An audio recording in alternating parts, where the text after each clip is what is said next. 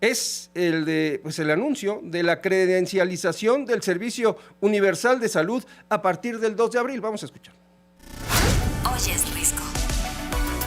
Nuestro objetivo es que cerremos el sexenio con un sistema universal. Eso significa que aunque la presidenta sea derechohabiente del ISSSTE por ser trabajadora del Estado, si me queda más cerca o salí fuera de la ciudad un hospital del IMSS, pueda ir al hospital del IMSS. Va a tener los datos, nombre completo, la CURP, el sexo, el lugar de nacimiento, la fecha de nacimiento, la nacionalidad, el tipo de sangre, si la persona lo conoce, su derecho a audiencia, la clínica más cercana.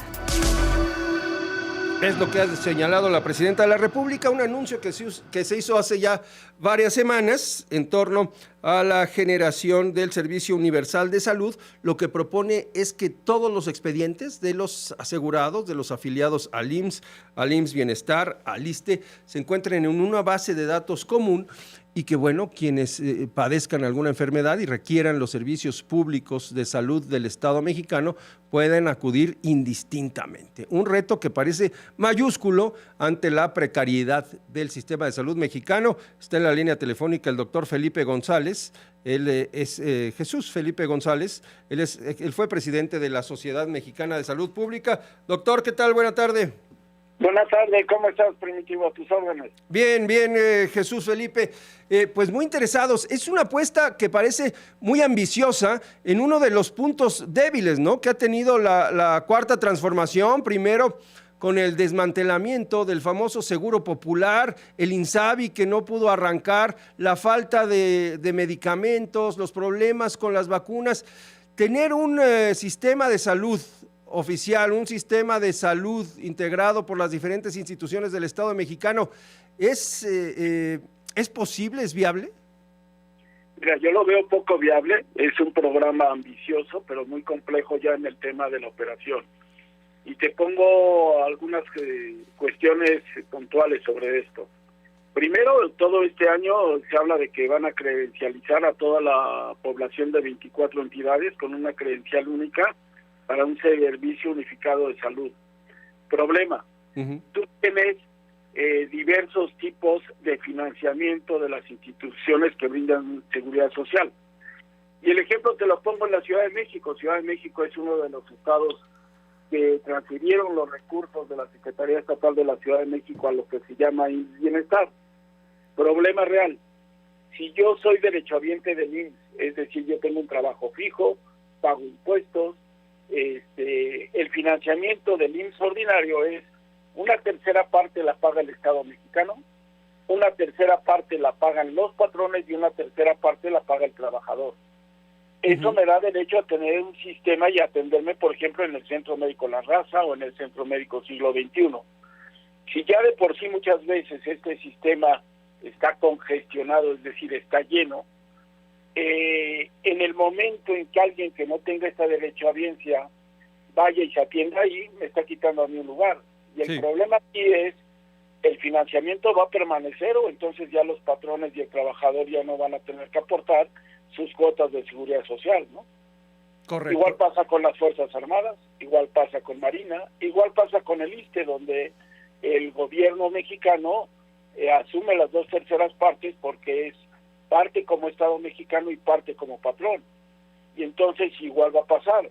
Yo, derechohabiente del ISSSTE, pues no me voy a poder atender en el López Mateos o en el 20 de noviembre en la Ciudad de México porque va a estar lleno, va a estar saturado, y entonces si yo tengo un problema de un accidente cerebrovascular, ¿hacia dónde me van a canalizar, no? Y entonces, ¿cuál podría ser esa solución para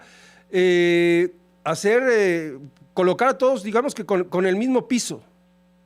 Mira, en los hechos hoy lo que estamos viviendo es una mayor fragmentación y una mayor pulverización de lo que es el sistema de salud mexicano. Sí.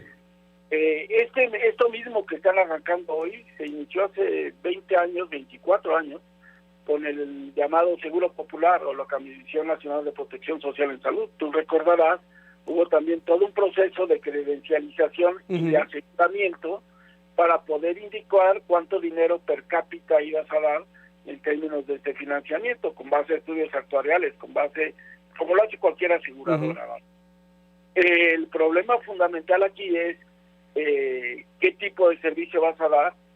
Si yo como no derechohabiente, es decir, como un trabajador informal, me puedo atender en el Centro Médico Nacional, sí, pues yo le voy a quitar la cama a alguien al que tiene derecho y que está financiando ese sistema. Entonces es muy complejo, se ha buscado hacer en algunas entidades con planes pilotos y la realidad es que ha fracasado por el tema de la subrogación de servicios o qué tipo de intervenciones pueden ser atendidas, en dónde, por quiénes y para quiénes, ¿no? Entonces, esa es la complejidad mayúscula que tiene. Qué bueno que se haga un proceso de credencialización, pero algo que no se habla y que habría que tener muy en cuenta es la calidad y la calidez de los diferentes sistemas de salud que México cuenta, ¿no? Yo estoy seguro que los institutos de alta especialidad que tiene la propia Secretaría de Salud, como el Instituto Nacional de Cardiología, Oncología, el Instituto Nacional de Enfermedades Respiratorias, el INER, y brindan servicios de más alto nivel. Lo vimos en la pandemia de COVID. Si yo me atendía en el INER, tenía 10 veces más probabilidades de salir de una intubación que si no me atendía ahí. Claro. El problema va a ser esta demanda, alta demanda de los hospitales con mayor nivel de calidad, y entonces, por lo tanto, el desplazamiento de personas a las que tienen derecho porque lo están financiando de su bolsillo, ¿no? Y entonces, eso no han explicado cómo lo van a hacer.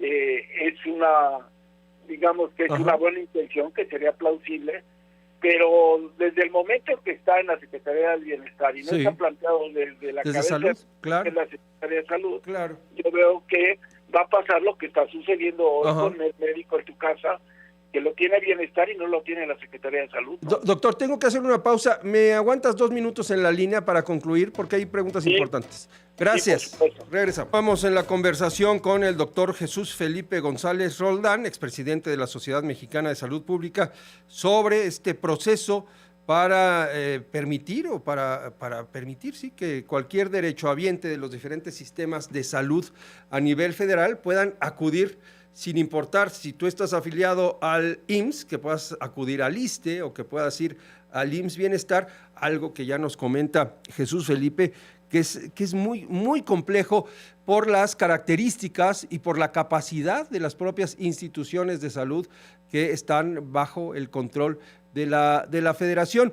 Jesús Felipe, ¿qué se tiene que hacer? Hablas de que esta es pues no es una buena idea, simplemente son buenas intenciones, pero pues de entrada tenemos que no es la Secretaría de Salud la que encabeza este esfuerzo, es la Secretaría del Bienestar, lo que antes era la Secretaría de Desarrollo Social. Ahora, evidentemente tenemos problemas graves con el sistema de salud, no son problemas nuevos, pero tampoco es que hayan mejorado la situación a lo largo de los últimos años.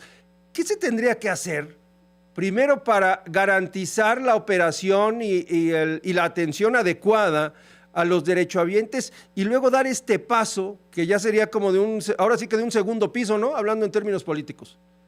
Y yo creo que aquí lo que México también requiere invertir es en términos de la acreditación de los procesos y de los servicios de calidad, es decir, tenemos que buscar la evaluación permanente en términos de la atención médica, pero donde esto ha dado resultados, esta idea del sistema unificado son sobre todo en acciones de prevención, donde tú aplicas campañas de prevención sin distingo de la derechohabiencia. Y te pongo el ejemplo más claro, que es la vacunación. Hoy mismo en la mañanera hacían hincapié en que se han aplicado 22 millones de dosis contra sarampión. Casi lo que se debió de haber aplicado durante 4 o 5 años de la administración anterior. Lo que no nos señalan es el costo que hubiera tenido si se hubiera hecho en tiempo y forma, claro, a lo que nos ha costado hacerlo ahora. Tan solo decirte que en este 2026 pues ya duplicamos los casos de sarampión que traíamos en el 2025. Y todavía la última semana se confirmaron casi 1,200 casos de sarampión y hoy tenemos 11,000 casos de sarampión. ¿Qué pasaba con la vacunación? Que la vacunación te la podían aplicar de manera indistinta en las unidades médicas independientemente de tu derechohabiencia. Sí. Igual pudiera hacerse con los servicios de planificación familiar, igual pudiera hacerse con los servicios de prevención de sobrepeso, de obesidad, de diabetes. Es decir, tú puedes tener algunas intervenciones que puedan ser unificadas, pero otras que definitivamente no pudieran ser. Y te ponía el caso yo de una persona que tiene un infarto agudo al miocardio. Uh-huh. Lo vemos en los hechos. Si yo llego al Centro Médico Nacional, al Hospital de Cardiología, al Centro Médico, y no soy derechohabiente del Seguro Social en su régimen ordinario, pues ni me reciben ni me mandan a la atención médica que a la que soy derechohabiente, ¿no? Uh-huh. Si no tengo ninguna seguridad social, si bien me va, a lo mejor me tocaría en el Instituto Nacional de Cardiología, siempre y cuando hubiera lugar. Entonces, No, es que yo creo que ahí comenzamos, ¿no? La falta de capacidad operativa. En todos los institutos, vamos, tanto en el IMSS como en los institutos de salud de la Federación. Y sobre todo las variaciones que existen Uh-huh. en todo esto entre las diferentes entidades del país. Claro. Hoy la Ciudad de México, Monterrey, Guadalajara, Mérida, pues siguen siendo centros de atención médica de personas que viven alrededor o que viven en estados vecinos a esto, ¿no? Porque se tiene acceso a mayor calidad y sobre todo a mejor preparación en términos del recurso humano que está disponible en estas unidades de atención. Y otra parte fundamental es Uh-huh. el gasto de bolsillo que hoy tenemos, ha incrementado de manera impresionante. Te pongo un derechohabiente del ISSSTE, está gastando anualmente en lo que sería algún padecimiento crónico, uh-huh, más de 12,000 pesos al año, siendo un derechohabiente del ISSSTE. Y si es un derechohabiente del Seguro Social, alrededor de 6,000 pesos. ¿Qué quiere decir esto? Que el sistema no me está dando todas las pruebas de laboratorio, todos los medicamentos uh-huh que requiero, y que yo tengo que sacar dinero de mi bolsa para poder cuidar de mi salud, ¿no? Sí, parece que estamos queriendo correr antes de caminar. Mira, tú bien lo señalas, creo que esto requiere un análisis más profundo, y te pongo ese simple hecho. Entonces yo, derechohabiente del IMSS, ya no tendría que pagar mi cuota de seguridad social ni mi patrón la parte correspondiente. No, bueno, es que sí ya entramos a unos enredos administrativos más grandes, ¿no? Es decir, no es tan fácil como abrirle las puertas de todos los hospitales a todo mundo, lo cual sería ideal, desde luego, pero no estamos en condiciones. Y va a ver, ¿se pueden generar estas condiciones de aquí al fin del sexenio? Yo lo veo muy complicado y déjame decirte, no es algo nuevo esto, ¿eh? Ajá. Esto surgió en la Secretaría de Desarrollo Social, que hoy es la Secretaría de Bienestar, en la época de cuando el presidente era el licenciado Salinas de Gortari. Uh-huh.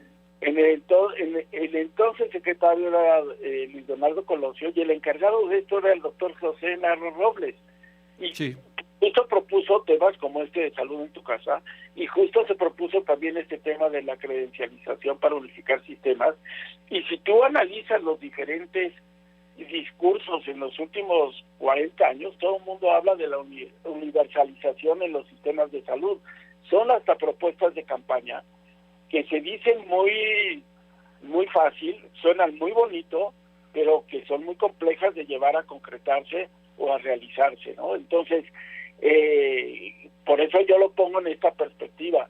No es algo nuevo, lo estamos viendo con este servicio, con este médico en tu casa.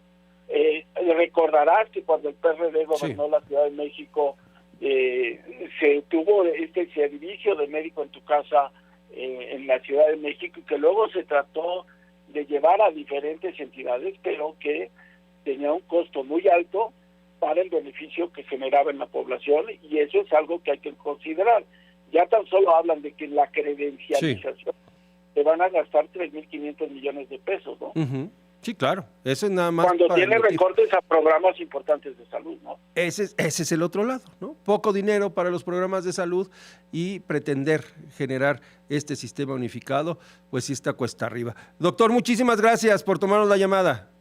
A ti, buenas tardes a ti y a su derecho, a su audiencia. Gracias. Es el doctor Jesús Felipe González Roldán, el expresidente de la Sociedad Mexicana de Salud Pública, un tema muy importante y muy ambicioso planteado por el gobierno federal.